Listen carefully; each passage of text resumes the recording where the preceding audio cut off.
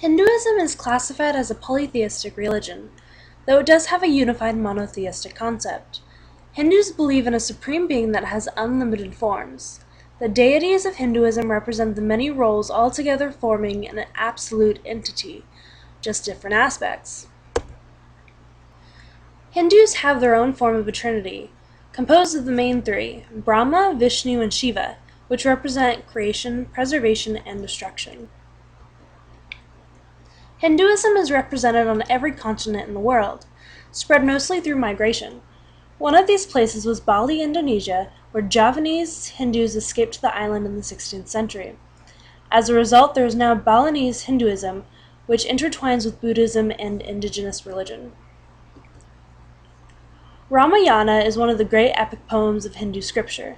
The story is about Rama, a prince, who enlists the help of Hanuman, a monkey deity. Together they rescue Rama's wife, Sita, from a demon. Different places in the East have adopted different values from this story. Quote, "Each country has adopted and drawn from the story what it found most suitable to its personal and social relationships and cultural setup." End quote. For instance, in China, they draw from the story moral and ethical values, whereas in Thailand, they draw from the story bravery, heroism, and a sense of adventure.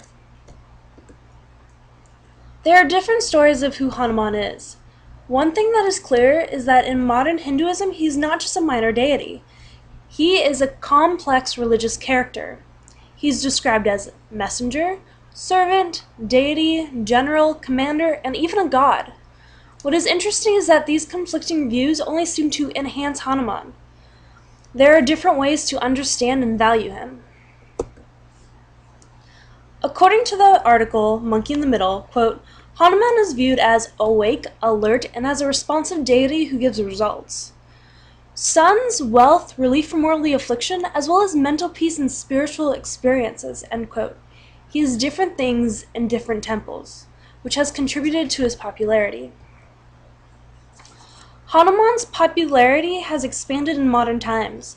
Part of this is due to him being one of the second-generation gods. There are many backstories of who Hanuman is.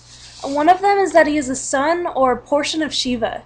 He is also called Son of the Wind. The important aspect of Hanuman is that he is considered a liminal character. He is between humans and the main three of Hinduism, Brahma, Vishnu, and Shiva. He is considered the middle man and safer to directly communicate to, and therefore safer to worship. Hanuman as a monkey deity, quote, "is the ideal messenger because he is at the borders of the animal world, the human world, and the world of the gods," end quote. As a result of Hanuman, monkeys in or near Hindu temples that worship the monkey deity create a space where monkeys are both sacred and profane. As an extension of Hanuman, monkeys are considered sacred by Hindus, especially by temples. One example that I will focus on is long-tailed macaques in the sacred monkey forest of the Padang Tegal in Bali. The Balinese Hindus both loathe and revere monkeys. The long-tailed macaques are seen as guarding the temple from evil spirits. In the temple setting, they were revered. The Balinese see the monkeys in both a positive and in a negative light. The positive is that they protect the temple. The negative is related to the profane aspect of the monkeys. The other example is in India, where the rhesus monkey is regarded as sacred and are mostly left undisturbed.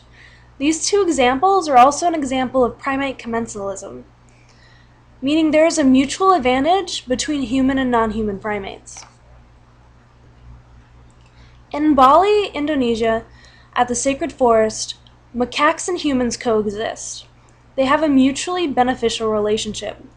Quote, "The macaques are protected when in and around the temple site, and the humans gain substantial financial benefit from the monkeys' presence through tourism," end quote.